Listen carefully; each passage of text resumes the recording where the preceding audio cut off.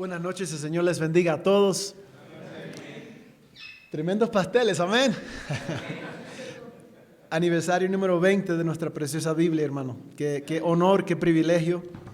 Y claro, un poquito triste que los Senior Gómez no pudieron estar aquí, pero platicamos con ellos hoy y ellos están aquí en espíritu. Pero qué bendición, hermano, poder participar de esta campaña y gozarnos, regocijarnos, ¿verdad?, en Cristo y gozarnos unos con otros, amén. Animarnos unos a otros, ¿verdad? Y hemos tenido varias sesiones donde han habido más tiempo tranquilo, donde podemos platicar unos con otros. Y ahí es donde estamos afilando los hierros, unos con otros, afilando las herramientas, amén, para el futuro. Pero es una bendición poder estar aquí, hermanos. Y mi esposa no pudo venir conmigo, pero quiero darle gracias a Dios por mi fiel compañera. En octubre vamos a cumplir 34 años. Wow, estoy viejo. 34 años de matrimonio. Y Dios me ha dado a mí 6 hijos preciosos. 5 varones y una niña. Todos ya son grandes. La mayoría de ellos tienen sus esposas, sus maridos y sus niños. Tengo 6 nietos, el privilegio de tener 6 nietos y 2 más en camino. Y aún en estas horas mi hija Lura está lista para dar a luz a su primer niño. Ella tiene ya una niñita preciosa, linda, pero ahora viene Samuelito, ¿sí? El tercer varón. Y ahora en octubre es para Reformation Day, el 31 de octubre. Esa es la fecha que le pusieron. Mi nuera Faith va a dar a luz al cuarto varón, nuevo varón. Así que las primeros 4 eran nietas, primeros 4, y la más grande de ellas tiene 6 años. Linda, rubia y linda. Y ahora los siguientes 4 son varones, amén. Así que los varones ya se han empatado con las niñas, ¿sí? Ya tenemos un poquito más confianza. Pero qué precioso es ser marido, padre, abuelo, pero sobre todo siervo de Cristo, predicador, misionero, plantador de iglesias, compañero de milicia con ustedes por la palabra de Dios. Hermano, yo estoy bendecido de mi Cristo esta noche. Y no quiero estar en ningún otro lugar que aquí en Cajamarca, Perú, con ustedes, mis preciosos hermanos en Cristo. Y Dios está obrando. Yo hablé el jueves por la noche que les dije a ustedes, Dios está obrando. Aún en el aeropuerto estaba obrando. Aún cuando perdimos nuestros vuelos estaba obrando. Y aún llegado aquí, almas salvas, Dios está obrando. Amén.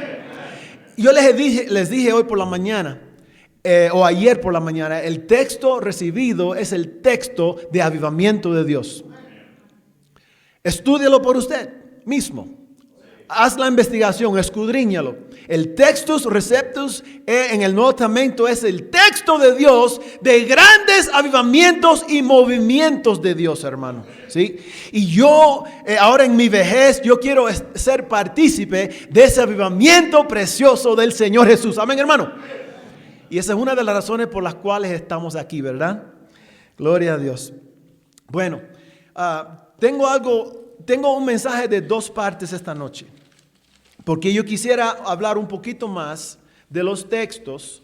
Y iba a predicar este tema como un mensaje propio, pero al escuchar el sonido y sentir el latido del corazón de este pueblo, de estos hermanos, el Señor me añadió un último tema, nuevo tema que completé hoy en mis preparaciones y en mis oraciones. Pero quiero primero compartir unos pensamientos sobre los textos. Y abróchese los cinturones, porque esto no creo que jamás lo hayan escuchado. Tal vez ustedes, preachers, podrán tomar estos temas y desarrollarlos y ampliarlos. Pero ¿sabe cómo Pablo dijo? Si Cristo no resucitase, somos de los más hombres, somos los más miserables, estaríamos en nuestros pecados, somos contados mentirosos, etcétera, etcétera. Yo quiero hacer una breve comparación, un breve contraste que estamos suponiendo, ¿verdad? Suponiendo si el texto crítico fuera el texto verdadero. Y si nosotros estaríamos equivocados con el Textus Receptus. Esto va a ser rápido, listo. Número 1, si el Textus Receptus fuese el texto escogido, entonces la iglesia, primeramente Dios estaría equivocado por 1700 años. Porque la iglesia solo tuvo la palabra de Dios por 300 años. ¿Sí? Número 2, la iglesia primitiva hubiese fracasado porque la iglesia primitiva hubiera perdido la verdadera palabra de Dios en los primeros 300 años. Hay un invento diabólico de Westcott y Hort. Y ellos inventaron la teoría de que esto se llama la recensión de Luciano.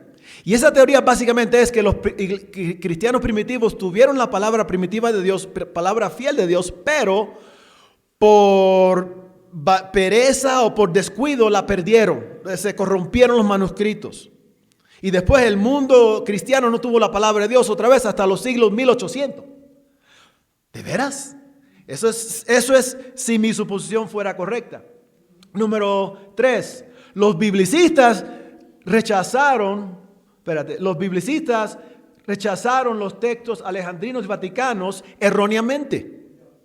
Si el texto crítico fuera el verdadero texto, entonces los verdaderos cristianos que estaban siendo perseguidos por sus verdugos, entonces ellos estaban errando, habiendo rechazado los manuscritos mutilados y manuscritos imperfectos. Por eso se descubrieron los manuscritos sinaíticos en ese monasterio en Sinaí. Habían sido rechazados por cientos de años. Y alguien un día descubrió en el Vaticano un manuscrito antiguo, dicen antiguo, en el siglo 1450. Y de repente aparecieron esos manuscritos. Entonces, esos manuscritos críticos, defectuosos, fueron rechazados por los verdaderos biblicistas cristianos verdaderos. Número 4. En cuanto a la bibliología, los apóstoles se engañaron a sí mismos y a muchos otros. ¿Sabe por qué? Porque la palabra de Dios dice en Proverbios 36, toda palabra de Dios es pura. La Biblia dice en el Salmo 12:6, las palabras de Jehová son palabras puras. La Biblia dice en el Salmo 119:89, para siempre, oh Jehová, está establecida tu palabra en el cielo. La Biblia dice en Mateo 4:4, no solo de pan vivirá el hombre, sino de toda palabra que sale de la boca de Dios. Amén. Y en Juan 17:17 dice, santifícalos con tu verdad, tu palabra es verdad. ¿Sí? Y muchos más que hemos visto en esta semana. Si el texto crítico fuese la palabra de Dios, los cristianos verdaderos estaríamos equivocados en nuestra bibliología. Estaremos equivocados predicando que tenemos una palabra pura y preservada. Pero ¿sabe qué, hermanos? No estamos equivocados. Tenemos la palabra pura y preservada. Amén. Y si el texto crítico fuese verdadero, herejes y corruptores bíblicos como Marción, Orígenes, hoy aprendimos de Panteo y cómo eran los demás, Filón de Alejandría y Eugenio Nida y Westcott y Hort, todos esos herejes tendrían la razón. Tendrían la razón, ¿sí? Para sus corrupciones bíblicas. Pero gracias a Dios no tienen la razón. Amén.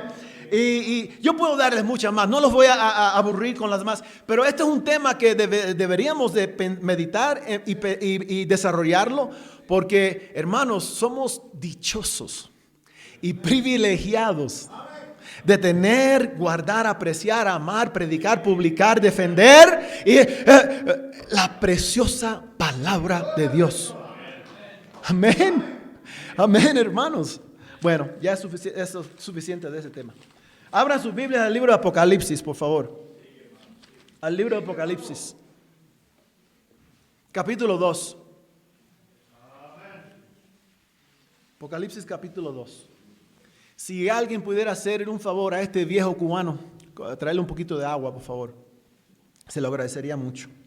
Y no perderás tu recompensa. Amén. Apocalipsis capítulo 2, versículo 1 al 4. Dice así la preciosa palabra de Dios. Escribe al ángel de la iglesia de Éfeso, el que tiene las 7 estrellas en su diestra, el que anda en medio de los 7 candeleros de oro, dice estas cosas.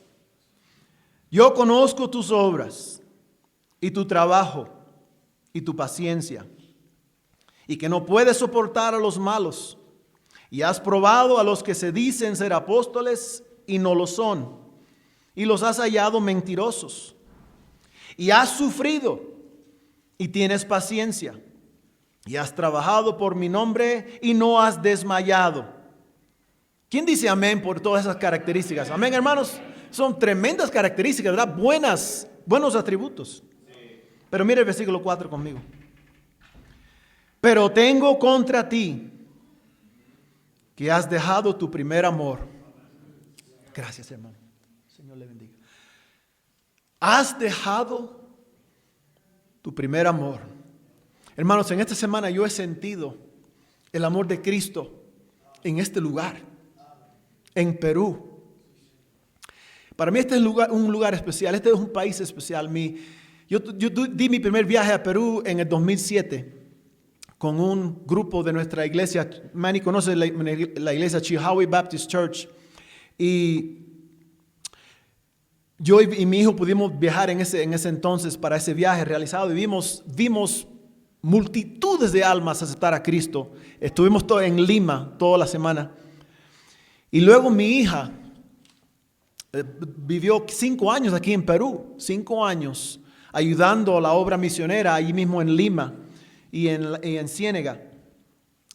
Y en muchos lugares yo he ido y he sentido el amor de Dios. Yo he sentido el amor de Dios esta semana, hermanos. Mi copa esta semana está, como dice David, rebosando. Y qué triste que Cristo le haya dicho a la iglesia en Éfeso que tienes buenas características de la obra. Tienes buena reputación en la labor. Han sido consistentes en la labor. Han sido variados en los diferentes tipos de obra que han realizado ustedes. No se han cansado. ¿Sí? Han trabajado arduamente. Pero, dice el Señor, han dejado el amor de Dios. Yo quiero predicar esta noche, hermano, con la ayuda del Señor, victoria sobre la apatía. Victoria sobre la apatía. Precioso Padre Celestial, Señor, te comiendo este mensaje a ti y te pido y te ruego que me ayudes, Señor, y que tú hables a tu pueblo, a esta iglesia preciosa, a cada hermano y hermana en Cristo. Y si habrá aquí una persona que está todavía afuera de tu gracia, inconversa y que necesita tu salvación, Señor. Padre, que esta noche sea la noche cuando pueda poner su fe en Cristo por toda la eternidad. Obra poderosa y milagrosamente, Señor, y bendice tu palabra a nuestros corazones en el nombre de Cristo Jesús. Amén. Hay una plaga bubónica en las iglesias hoy, hermanos. Una plaga bubónica, no físicamente literal, una plaga espiritual. Hemos visto un decline en la espiritualidad y en la fidelidad de los hermanos de las iglesias bautistas y otros grupos de fieles hermanos también.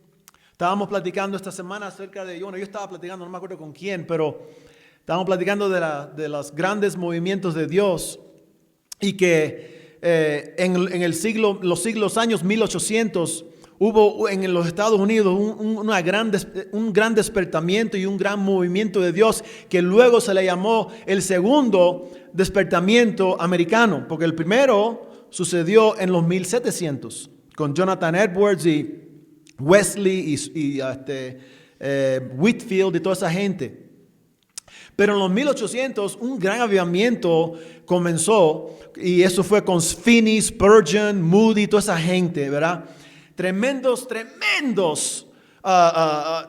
obras que Dios realizó en los Estados Unidos de América millones y millones y millones de almas salvas, convertidos, iglesias creciendo. Y yo estaba hablando con Manny, estábamos hablando con Manny acerca de esto, de que nosotros, que ya tenemos más de 40 o 50 años, nosotros agarramos ¿cómo se dicen? Las últimas chispitas finales de ese avivamiento en los años 80 y 90 del siglo pasado.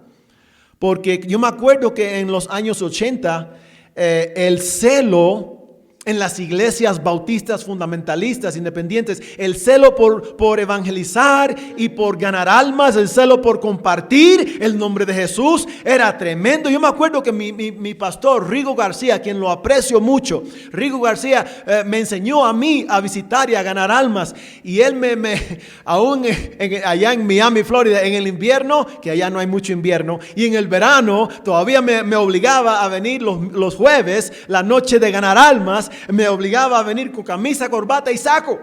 Y yo decía, pastor, por favor, está a 100,000 grados de Fahrenheit afuera y el calor en el verano, créeme. Y él dice, no, José, no, tenemos que lucir profesionales porque somos siervos de Cristo y además somos embajadores del Rey. Amén. Había un celo por las cosas de Dios. Sí. Mi hermano fue salvo antes que yo. Él me empezó a contar la palabra de Dios. Yo fui salvo después. Después yo le empecé a predicar a mi mamita. Y mi mamita nos observó por varios meses. Pero después ella aceptó a Cristo. Ella tiró las estatuas y los muñecos religiosos. Los desechó y aceptó la fe verdadera de Cristo. Nosotros nos bautizamos. Mi hermana fue salvo. Mi cuñado fue salvo. Toda mi familia aceptó a Cristo. Amén, hermanos. Un avivamiento tremendo en los años 80. Ese fue el mismo tiempo cuando Manny fue salvo. Amén, hermano Manny. Y Manny me ha contado de su testimonio. Me decía que una morenita anciana le predicaba y le testificaba. Y él le decía a Manny, joven, si tú no te arrepientas y aceptas a Cristo, tú vas a ir, you're going to go to hell. Hell. Vas a ir al infierno. Amén, hermano. ¿Sí? En esa época los bautistas creían en un verdadero infierno.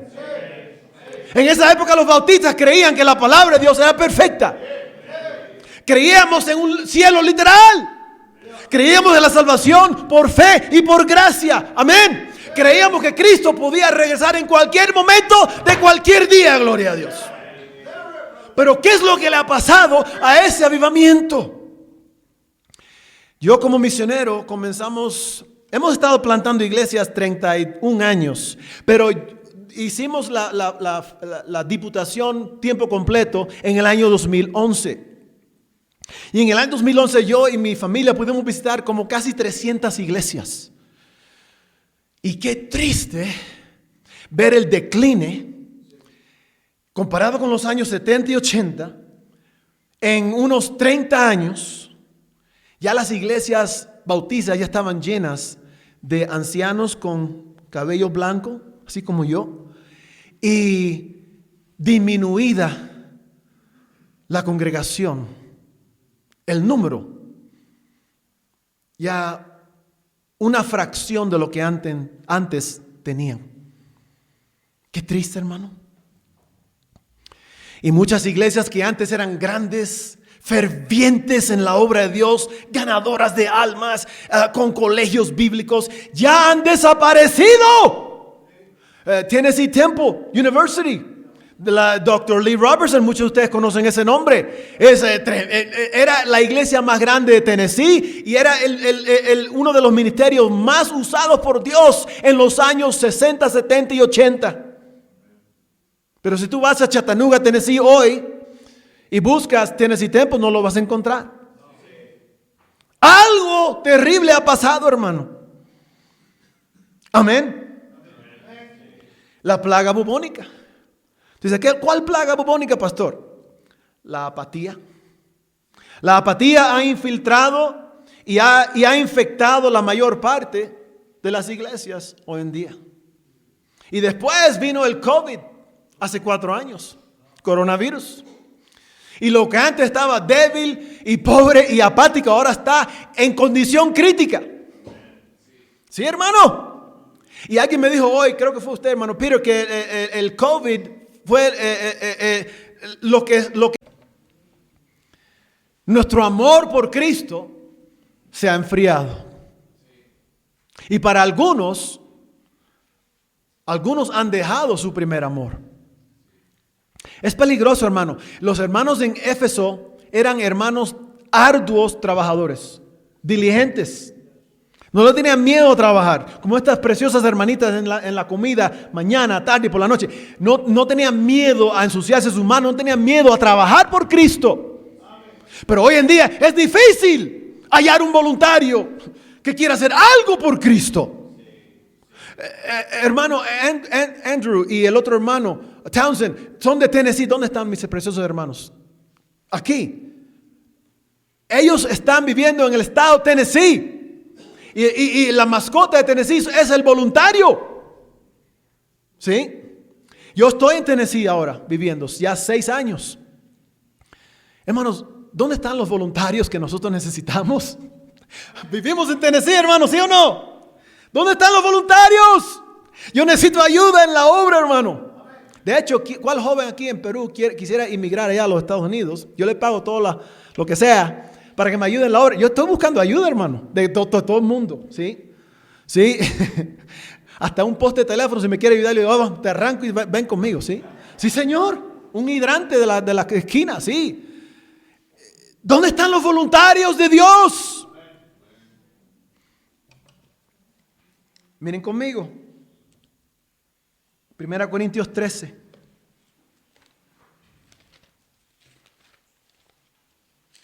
Primera Corintios 13.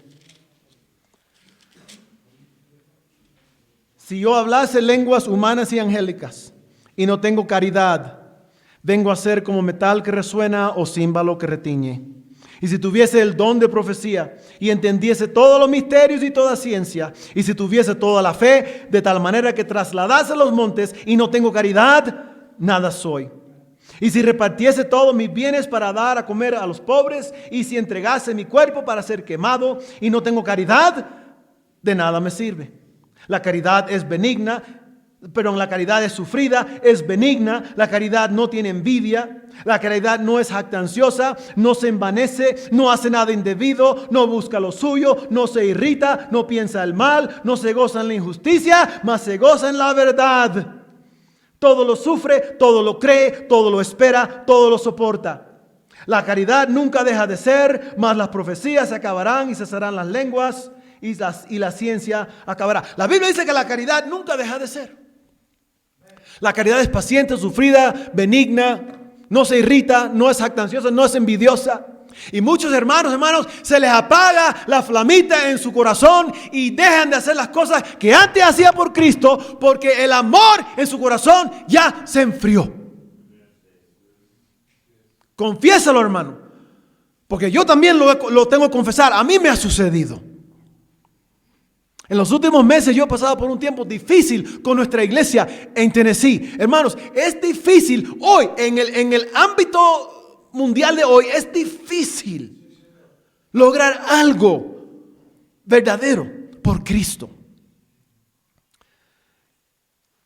Y yo necesitaba estas conferencias, hermanos. ¿Qué es la caridad?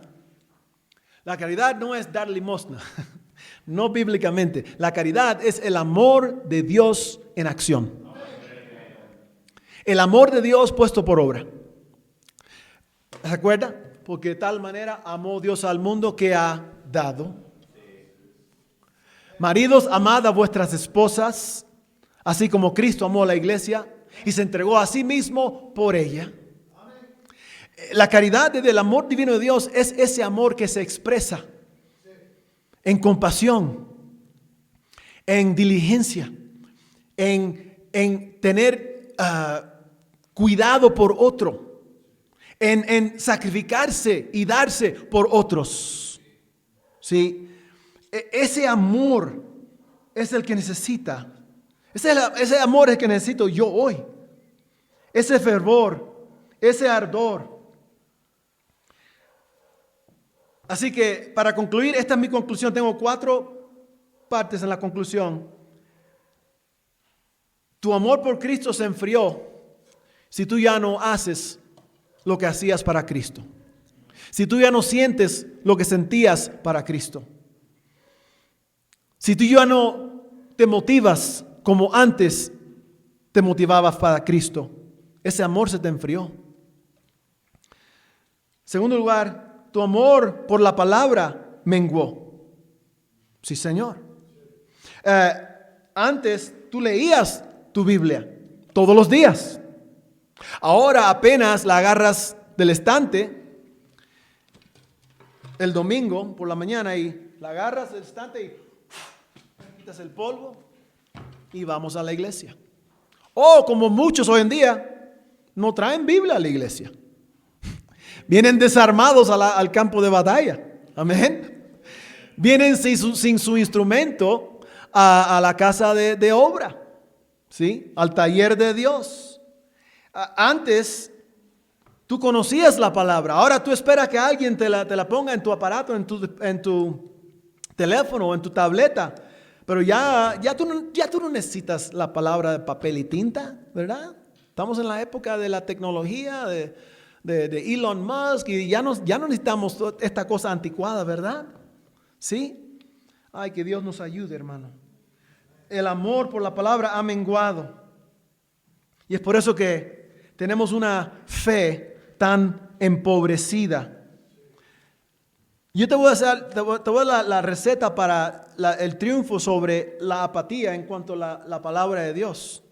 Y el triunfo es en tener la actitud correcta para la palabra. La actitud correcta. Porque esta semana hemos enseñado acerca de los críticos bíblicos, los corruptores bíblicos, ¿verdad? Los que han mutilado la palabra de Dios, y hemos enseñado que ellos no tenían la actitud correcta para la palabra de Dios.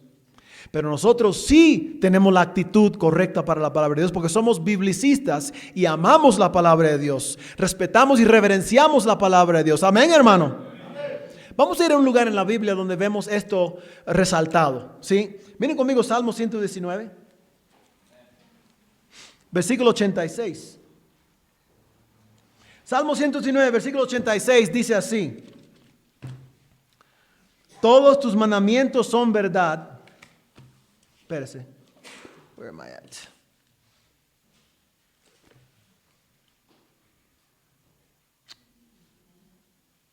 Sí, todos tus mandamientos son verdad. Sin causa me persiguen, ayúdame. Mire conmigo Salmo 119, 89. Para siempre, oh Jehová, está establecido tu palabra en el cielo. ¿Quién dice amén? Amén. Mire verso 97. Oh, cuánto amo yo tu ley. Ve, esa era la actitud antes de Frank Fulano. Esa era la actitud antes que él tenía con la Biblia.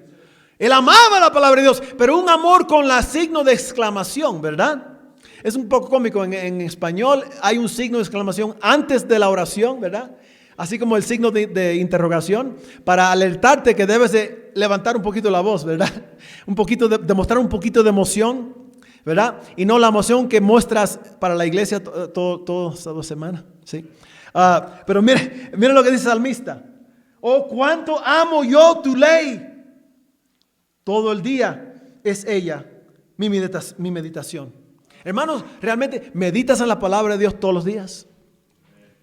Pastores, ¿meditan ustedes en la palabra de Dios todos los días? Hermano, amén. Miren el verso 131. Verso 131. Mi boca abrí y suspiré, léelo conmigo, porque deseaba tus mandamientos. El salmista deseaba la palabra de Dios. La estamos deseando, hermano. Después de esta semana magnífica, ojalá, yo espero que usted y yo tengamos una actitud cambiada con respecto a la palabra de Dios, hermano. Porque la Biblia, en verdad, hermano, que tenemos en nuestras manos, la Biblia es un tesoro. Cristianos antepasados derramaron su sangre y dieron sus vidas para que usted y yo tengamos una copia completa y perfecta de la palabra de Dios. Este salmista deseaba la palabra de Dios. Mire el versículo 140. 140. Léalo conmigo.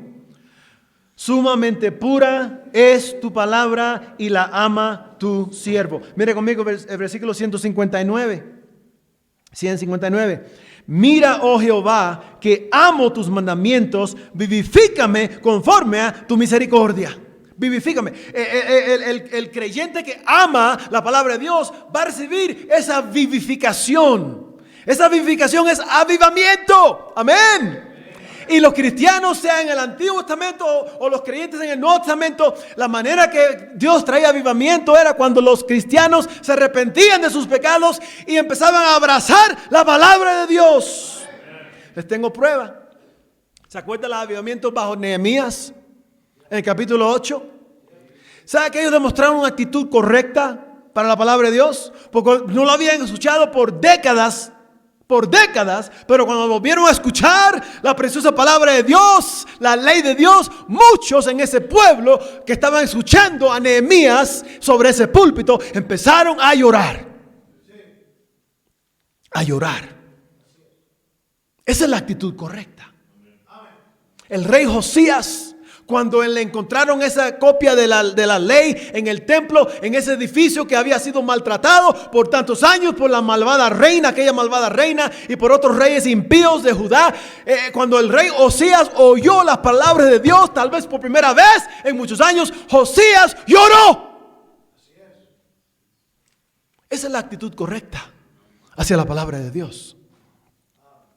Eso es como vamos a poder sanar de esta peste, de este virus de apatía y de indiferencia. Este es como podemos cobrar victoria y ánimo y experimentar avivamiento otra vez para la iglesia del Señor Jesús, hermano. Pero tenemos que pedir al Señor que nos dé una actitud preciosa, que la palabra de Dios sea preciosa y valiosa y que sea nuestra vida.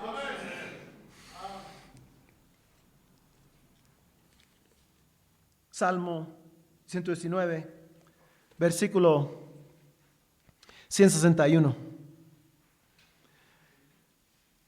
Léalo conmigo, por favor, le invito. Príncipes me han perseguido sin causa, mas mi corazón está asombrado de tu palabra. Escucha eso, hermano. Escucha lo que dijo el salmista. Mi corazón está asombrado. ¿Cuándo es la última vez que nuestra actitud se demostró como asombro a la palabra de Dios? En la mayoría de los hogares de los creyentes, la Biblia es casi olvidada. Yo me acuerdo cuando mis niños eran pequeños, tratábamos de tener altar familiar. Tratábamos todas las noches no lo logramos, pero tratamos de hacer el altar familiar, leer algo de la Biblia, compartir peticiones, y yo y mi esposa y mis niños arrodillados concluíamos el día con oración arrodillados.